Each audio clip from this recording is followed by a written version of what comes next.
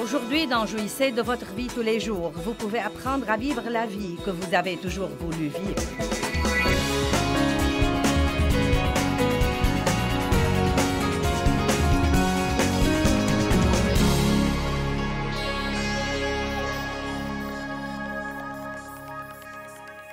Ce soir, je vais vous donner le 3e message de cette série, et je l'ai intitulé « La vie que vous avez toujours voulu », car Jésus dit « Je suis le chemin, je suis la vérité, je suis la vie ». Il y a 2 genres de vie dont nous allons parler ce soir. Numéro 1, il y a la vie de respirer, d'aller et venir, d'aller au travail, de se marier, d'avoir des enfants, de payer les factures, d'épargner pour la retraite, de prendre des vacances, d'assister au mariage et aux funérailles, de craindre la mort mais d'espérer d'aller au ciel. Ce genre de vie, la vie ordinaire de tous les jours que nous menons tous. Mais il y a un 2e genre de vie qui nous est offert. Nous l'appelons le genre de vie numéro 2, mais il est en fait le numéro 1. Il n'est numéro 2 que parce que nous en parlerons deuxièmement. Et cette vie, c'est la vie de Dieu. Elle s'appelle en grec la vie Zoé, Z-O-E. Et cela veut dire la vie que Dieu a en lui. C'est exactement ce que dit le dictionnaire grec. La vie que Dieu a en lui, celle que le Père a en lui et qu'il a donnée au Fils incarné Jésus, qu'il a manifesté au monde. L'homme s'est séparé de cette vie par la chute qui est le péché, mais il participe à cette vie par la foi en Jésus-Christ. Maintenant, le mot « vie » est trouvé 733 fois dans la concordance, mais il est capitalisé dans seulement 25 fois d'entre elles. Seulement 25 de ces 733 fois, et je veux vous parler ce soir de cette qualité de vie. La Bible y fait allusion dans plusieurs versets comme la vie supérieure. Elle dit, si vous voulez la vie supérieure, vous devez renoncer à la vie inférieure. Vous voyez, je suis une femme vivante. J'ai eu une vie quand je suis née en 1900, blablabla. Non, je blague, en 1943. J'ai eu une vie quand je suis née en 1943. Je suis vivante, j'ai une vie, j'ai fait beaucoup de choses différentes. Mais croyez-moi, je n'ai pas commencé à avoir vraiment une vie. Même pas quand j'ai été régénérée. Je l'avais comme une graine en moi, mais je n'ai pas su coopérer avec elle, et donc je ne l'ai pas vécue. Ce n'est probablement que dans les 15 dernières années que je peux vraiment dire que j'ai commencé à vivre le genre de vie que je crois que Dieu veut que nous vivions, où vous savez qui vous êtes en Christ, où vous avez la joie, où vous avez la paix.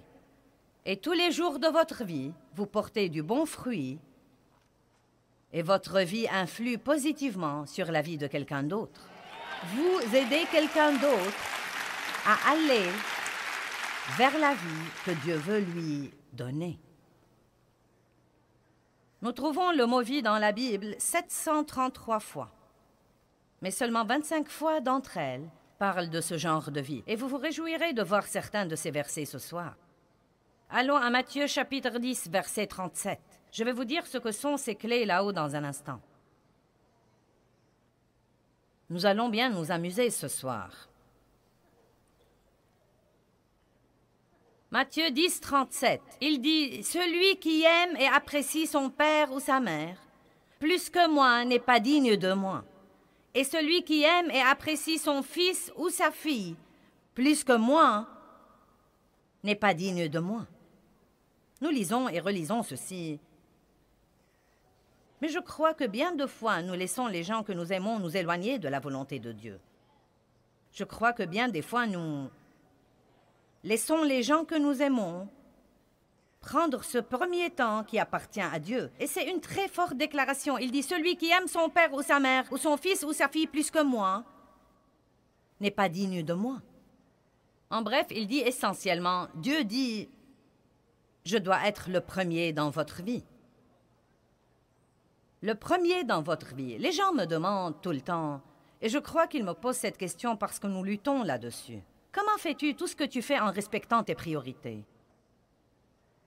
Et je crois que Dieu m'a donné la meilleure réponse que j'ai jamais donnée.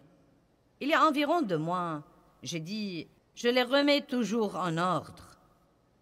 Voilà comment je les respecte. Je ne crois pas que nous aurons jamais un moment dans notre vie où nous aurons cette grande révélation sur la manière d'arranger nos priorités et que nous puissions les arranger et qu'elles restent arrangées pour la vie. Je crois que nous devons vraiment, de façon régulière, observer notre vie, examiner notre vie, prendre le temps d'avoir une réunion avec nous-mêmes, d'être honnête avec nous-mêmes et de dire, est-ce que Dieu est le numéro 1 dans ma vie? Est-ce que je pense assez à lui? Est-ce que je parle assez de lui? Est-ce que je lui donne assez de temps? Est-ce que je le sers? Est-ce que je fais ce que je devrais faire de mes finances? Est-ce que j'utilise mes dons et mes talents pour le servir? Nous devons nous demander de façon régulière, à quel point suis-je égoïste? Ça a eu beaucoup de succès. C'est quelque chose que nous devons examiner tout le temps. Verset 38. « Et celui qui ne prend pas sa croix et ne me suit pas, en adhérant fermement à moi, en se conformant complètement à mon exemple, j'ai dit que Jésus est venu pour nous donner l'exemple de la manière dont nous devons vivre. Et il dit, si vous ne vous conformez pas complètement à mon exemple dans la vie, et s'il le faut dans la mort, vous n'êtes pas digne de moi. » Donc, vous savez, ce que je retire de ça, c'est que ça ne suffit pas d'aller à l'église le dimanche. Je ne supporte pas quand je demande à quelqu'un s'il est chrétien et qu'il me dise à quelle église il va. Croyez-le ou pas, le fait d'aller à l'église ne vous rend nécessairement pas chrétien. M'asseoir dans mon garage toute la journée ne me transforme pas en une voiture. Amen. Nous allons à l'église parce que nous sommes chrétiens et nous voulons communier avec les autres chrétiens. Nous sommes assoiffés de la parole de Dieu. Nous voulons adorer Dieu collectivement et nous voulons faire partie d'un corps où nous pouvons servir Dieu et être responsables devant d'autres personnes. Ce n'est pas un endroit où l'on coche sur notre calendrier pour avoir fait notre devoir religieux de la semaine, puis nous revenons au monde et nous vivons comme le reste du monde le reste de la semaine. Jésus dit, si vous ne vous conformez pas complètement, totalement à mon exemple dans la vie, et s'il le faut dans la mort, vous n'êtes pas digne de moi. Celui qui aura trouvé sa vie inférieure perdra la vie supérieure, et celui qui aura perdu sa vie inférieure pour l'amour de moi trouvera la vie supérieure. Donc nous voyons là qu'il y a deux genres de vie que nous pouvons vivre, soit la vie de marcher et de respirer, cette vie où nous avons des hauts et des bas, où nous sommes égoïstes et égocentriques, où nous faisons tout ce que font tous les autres, puis nous allons à l'église le dimanche, puis nous revenons au monde et nous vivons comme le monde. Soit la vie supérieure, nous pouvons vivre la vie Zoé, la vie que Dieu a en lui, la vie de stabilité et de justice et de paix et de joie et de porter du fruit. Et cela ne veut pas dire que vous n'aurez jamais de problème, mais que vous trouverez un endroit en Christ où vous pourrez d'une façon ou d'une autre endurer les mêmes trucs que tous les autres, et rester en même temps stable, et rester dans le plan de Dieu, et continuer à servir Dieu, et ne pas faire les 100 pas tout le temps. Eh bien, je crois qu'il y a deux clés pour avoir cette vie Zoé. Deux clés. Clé numéro 1, clé numéro 2. Vous savez, certains de nos employés ont fait ces clés et essayez d'apprécier ces clés parce qu'il leur a fallu beaucoup de travail et d'efforts pour les faire. Elles seront posées là pendant la première moitié de l'enseignement, car je veux que vous compreniez qu'il y a des clés. Il y a des clés qui ouvrent des portes. Il y a des choses que vous pouvez faire qui vous aideront à avoir cette vie qui vous est offerte. Il y a des choses qui sont plus importantes que d'autres. Et je crois que la Bible nous le fait bien comprendre. Deux clés. Eh bien, comment est la vie inférieure? Elle est tout d'abord compliquée. Elle est remplie d'égoïsme, de frustration, de péché, de toutes sortes de douleurs. Et si vous voulez la vérité, la douleur émotionnelle est pire que n'importe quel genre de douleur physique. Avidité, culpabilité, dépendance, relations brisées, honte, manque, colère, jalousie, crainte, et la liste n'en finit pas. Chaque chrétien peut être un chrétien régénéré et toujours vivre la vie inférieure. Et pour moi, c'est la chose la plus triste au monde entier. Je sais que nous pouvons faire ça parce que je l'ai fait pendant beaucoup d'années. Et je sais que je serais allée au ciel si j'étais morte, mais je peux vous affirmer que je n'aurais jamais joui de ma vie ici et je n'aurais pas été un exemple de ce que Jésus est. Et je vous demande de comprendre ce soir qu'il ne s'agit pas que de vous seulement. S'il n'y avait pas quelque chose que Dieu voulait que vous fassiez, s'il n'avait pas besoin de vous, il vous aurait pris d'ici à l'instant même où vous étiez régénéré. Mais puisque vous êtes là pour quelque chose d'autre que d'occuper de l'espace. Vous êtes là pour quelque chose d'autre que de faire toute chose à votre idée. Croyez-moi, vous ne serez jamais comblé avant de fonctionner dans le but pour lequel Dieu vous a mis ici. Eh bien, comment est la vie supérieure? Simplicité, paix, joie, justice, faveur, grâce, la présence de Dieu, amour, don, aide, espoir, foi, patience, bonté, pardon, générosité, relations saines, abondance, toutes les bonnes choses auxquelles vous pourriez penser. Revenons maintenant à Matthieu 10, verset 37. Quelle est la première clé? Matthieu 10, 37. Nous allons lire ce verset de nouveau. Clé numéro 1 pour avoir la vie supérieure. Clé numéro 1 pour avoir la vie avec un V majuscule. Clé numéro 1 pour avoir la vie que le Seigneur Jésus est mort pour nous donner. Combien d'entre vous croient que leur vie devrait s'élever? Bien. Clé numéro 1. C'est partout dans la Bible. C'est très simple. Matthieu 10, 37 nous dit « Celui qui aime et apprécie son père ou sa mère plus que moi n'est pas digne de moi. Et celui qui aime et apprécie son fils ou sa fille plus que moi n'est pas digne de moi. » Un message très, très, très simple. Faites passer Dieu avant tout. Je me demande combien d'entre vous, d'une façon ou d'une autre dans votre journée chargée, n'avez pas pu trouver le temps pour communier avec Dieu aujourd'hui. Vous le désiriez. Vous en aviez l'intention. Vous le vouliez. Vous avez dit que vous le feriez. Mais vous n'avez pas eu le temps de le faire. Soit parce que vous êtes trop pris, soit les autres trucs vous entravent. Vous vous en voulez, vous allez essayer de nouveau demain. Mais si vous ne comprenez pas combien c'est important, vous n'aurez jamais le temps de le faire. Je sais que je dois passer un temps avec Dieu, sinon je ne vais pas y arriver. Dieu m'a donné un exemple il y a des années. Mon oncle vivait sur un stimulateur cardiaque qui suppléait au manque des battements de son cœur. Et il devait être chargé chaque semaine. Ses batteries devaient être chargées une fois par semaine. Et je les ai appelés un samedi et j'ai dit « Nous aimerions vous inviter au resto à dîner. Nous allons tout payer, nous voulons juste vous bénir. » Ma tante a dit « Nous ne pouvons pas, ton oncle doit recharger son stimulateur. » J'ai dit qu'il le fasse demain. Et elle a été très vexée. Je n'ai pas compris comment tout cela a marché. Et elle a dit « Il mourra !»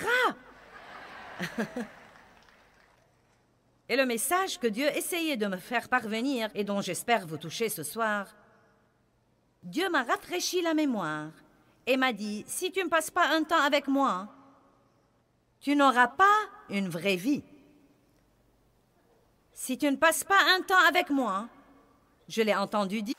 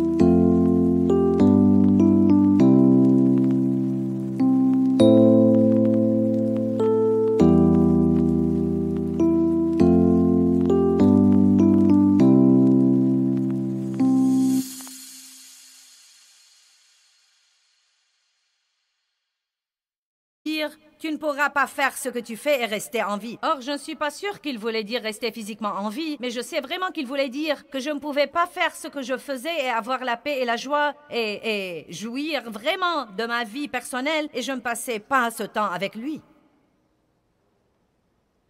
Et je ne me tairai jamais sur ce point, ça m'est égal si vous en avez assez de l'écouter. Vous devez faire passer Dieu avant tout dans votre vie. Et pour faire ça, vous devez comprendre à quel point c'est important. C'est en fait le tout premier des 10 commandements. Le tout premier des 10 commandements. Et il dit, « Tu n'auras pas d'autre Dieu devant ma face. » Et laissez-moi vous dire quelque chose. Cela ne veut pas dire une autre statue en pierre devant laquelle vous vous prosternez. Nous pouvons diviniser n'importe quoi. Tout ce qui est plus important pour nous que Dieu peut devenir un Dieu dans notre vie personnelle. Vous pouvez idolâtrer ou diviniser un sport. Le travail peut devenir votre idole ou votre Dieu pour gravir les échelons du succès. Le seul problème, c'est que quand vous vieillirez, vous pourrez être en haut de l'échelle et découvrir qu'elle est appuyée contre le mauvais bâtiment. Car comme j'ai déjà dit ce matin, quand tout finira, devinez ce qui va rester. Dieu. Et à ce moment-là, ce sera trop tard pour développer une merveilleuse relation avec lui. Vous pouvez être proche de Dieu à la mesure du temps que vous passez avec lui. Si vous voulez avoir le genre de vie dont nous parlons ce soir, vous devez étudier. N'attendez pas toujours à ce que quelqu'un d'autre vous donne tout à la petite cuillère et qu'il vous trouve vos versets et qu'il prie à votre place. Vous devez faire un effort vous-même.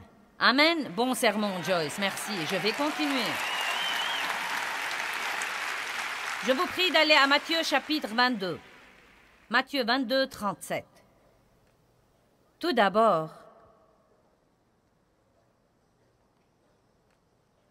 certains des pharisiens et des sadducéens se sont réunis et lui ont dit, « Peux-tu nous dire quel est le commandement le plus important ?» Les gens pensent parfois, parmi toutes ces choses que nous écoutons sur ce que nous devons faire pour être de bons chrétiens, nous nous demandons lesquels sont les plus importants. Vous êtes-vous jamais senti submergé par tout ce que vous entendez et vous êtes-vous jamais demandé comment vous allez vous y conformer? Il est bon de savoir que le Saint-Esprit nous rappellera les choses quand nous en aurons besoin. Mais il y a 2 ou 3 choses que vous devez faire et qui devraient être des priorités. Et elles sont les 2 clés pour vivre cette vie dont je vous parle ce soir. Croyez-moi, si vous voulez vivre la vie supérieure au lieu de la vie inférieure, vous devez faire les 2 choses dont je vous parle ici ce soir. Et elles sont les 2 choses les plus importantes pour Dieu. Un des commandements les plus importants, Jésus lui répondit, « Tu aimeras le Seigneur ton Dieu de tout ton cœur, de toute ton âme et de toute ta pensée et de toute ta force. » C'est le premier et le plus grand et le plus important commandement. Nous n'allons pas voir les autres versets pour le moment. Les 4 premiers commandements parlent de notre relation avec Dieu. Les 4 premiers des 10 commandements parlent de notre relation avec Dieu. Tu n'auras pas d'autre Dieu devant ma face. Tu ne feras pas d'idoles pour les adorer. Et là encore, ce pourrait être des statues et des idoles en pierre ou en bois. Et il y en a plein dans le monde aujourd'hui, mais il ne s'agit pas que de ça, car il y a beaucoup de choses devant lesquelles nous pouvons nous prosterner et les adorer. Vous savez, Satan a offert à Jésus, quand il a été tenté dans le désert 40 jours et 40 nuits, c'est reporté dans Luc 4. Si tu te prosternes devant moi et que tu m'adores, rien qu'une fois, je te donnerai toutes ces choses que le monde a à offrir. Et croyez-moi, nous nous prosternons plusieurs fois pour avoir ce que le monde a à nous offrir. Nous faisons passer des choses avant notre relation avec Dieu, car après tout, Dieu est toujours là. Si nous ne venons pas à lui aujourd'hui, nous viendrons demain. Je me demande ce qui arriverait si nous venions à nos rendez-vous avec Dieu comme nous venons à nos rendez-vous dentaires. Je sais que vous avez déjà mauvaise conscience parce que vous n'arrivez pas à vous discipliner pour passer un temps avec Dieu. Et je n'essaye pas de vous donner mauvaise conscience. Je ne veux jamais que les gens se sentent pires quand ils partent, mais j'essaye de vous faire bien comprendre l'importance de ceci. Et je suis là pour vous dire que si vous voulez vraiment le faire, vous pouvez le faire. J'ai découvert dans ma vie que si l'on veut vraiment faire quelque chose, on peut le faire. Maintenant, les gens essayeront de vous dissuader de le faire. Votre téléphone sonnera. Vous aurez besoin d'aller au petit coin toutes les quelques minutes. Vous pourriez avoir une crise de démangeaison. Il y a toutes sortes de choses qui essayeront de vous distraire quand vous essayez de passer un temps avec Dieu. Vous pourriez vous endormir, vous sentir si ennuyé que vous ne puissiez pas le supporter. Mais tout ceci est du diable. Je me souviens quand j'ai d'abord commencé à passer de façon régulière un temps avec Dieu. Et je me levais tous les matins, je prenais mon café et j'allais à mon bureau et je ne sortais pas avant de sentir que j'étais prête à faire face au monde et à agir en être humain. Non, mais un être humain sauvé. Et j'ai finalement su qu'aller à l'église le dimanche matin et agir comme le monde le reste de la semaine ne suffit pas. Je ne crois pas que ça suffise pour vous non plus. Je ne veux pas que vous soyez satisfaits de vous faufiler dans le ciel. Je veux que vous viviez votre vie pour glorifier Dieu. Et je veux que les gens vous voient et qu'ils désirent ce que vous avez. Qu'ils ne désirent pas que vous partiez, mais qu'ils désirent ce que vous avez. Amen. J'ai prié cet après-midi pour nos associés. J'ai prié que vous seriez une lumière dans un endroit obscur et que votre vie rendrait les autres affamés et assoiffés pour Jésus-Christ.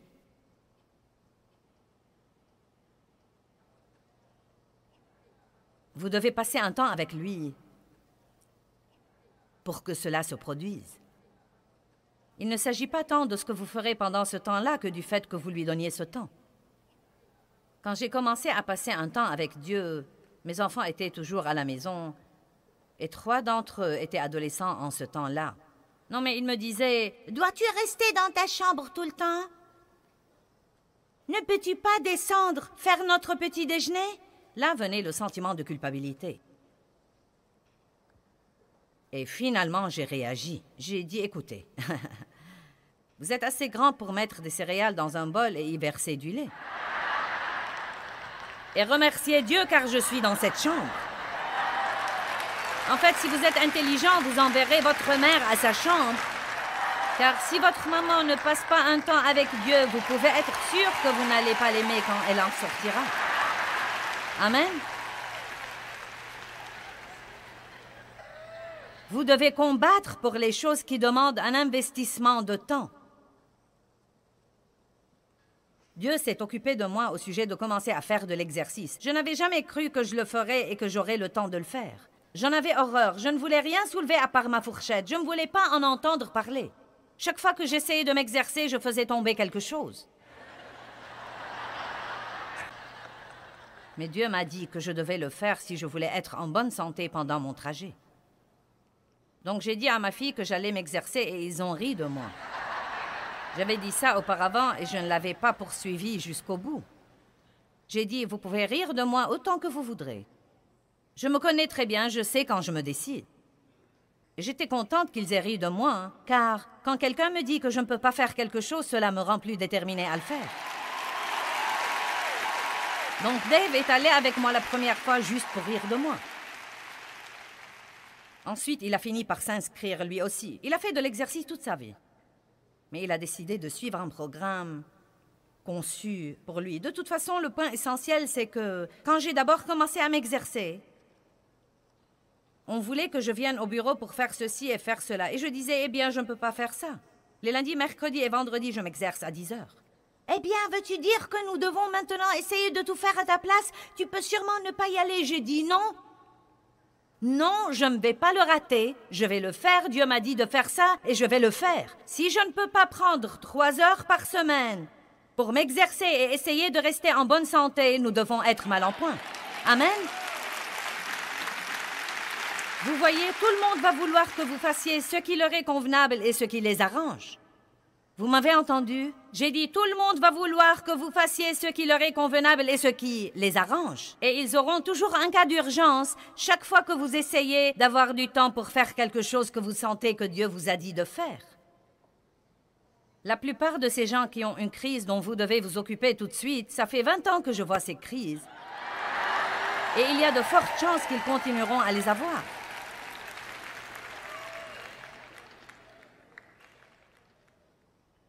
Si je vous demandais, est-ce que Dieu est le premier dans votre vie, ce serait intéressant de voir les réponses que j'aurais. La plupart de vous diront « Oh oui !» Combien pensez-vous à lui? Combien parlez-vous de lui? Comment réagissez-vous au moment des offrandes?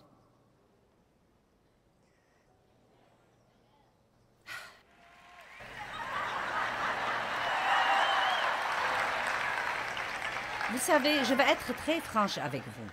Si vous vous fâchez contre un pasteur parce qu'il vous dit de donner, vous avez un problème. Car si vous faites ce que vous devez faire, ce qu'il dira ne devrait pas vous fâcher. Ouh! Ça s'améliore. Amen. Vous devez passer un temps avec Dieu. Clé numéro 2. Relisons Matthieu chapitre 22. Nous allons lire les versets 37 à 39. Et Jésus lui répondit, « Tu aimeras le Seigneur, ton Dieu, de tout ton cœur, de toute ton âme, de toute ta pensée et de toute ta force. C'est le plus grand et le plus important et le premier commandement. Et voici le second qui lui est semblable. Tu aimeras ton prochain comme toi-même. » Ces 2 commandements résument toute la loi et tous les prophètes. 2 clés pour avoir la vie supérieure. Passez un temps avec Dieu, aimez-le plus que toute autre chose que vous aimez. Aimez Dieu et ensuite, aimez les gens. Et puis-je vous dire quelque chose? Vous êtes dans la catégorie des gens. Cela veut dire que vous devez vous aimer aussi. Non pas d'une façon égoïste, égocentrique. Je dis toujours aux gens, aimez-vous, mais ne soyez pas amoureux de vous-même. Il y a une différence. Notre enseignement principal ce soir dit de ne pas être égoïste. Donc, quand je dis « aimez-vous », je ne dis pas de vous adorer tout le temps, mais je dis en fait de vous respecter assez pour amener les autres à vous respecter. Ne laissez pas les autres vous marcher sur les pieds. Respectez-vous dans toutes circonstances. Occupez-vous de vous-même. Occupez-vous de votre santé et votre corps. Occupez-vous de votre pensée. Occupez-vous de votre vie. Faites les choses que vous aimez, parce que sinon, vous finirez par être rempli d'amertume et de ressentiment. Mais ne soyez pas le centre de votre univers.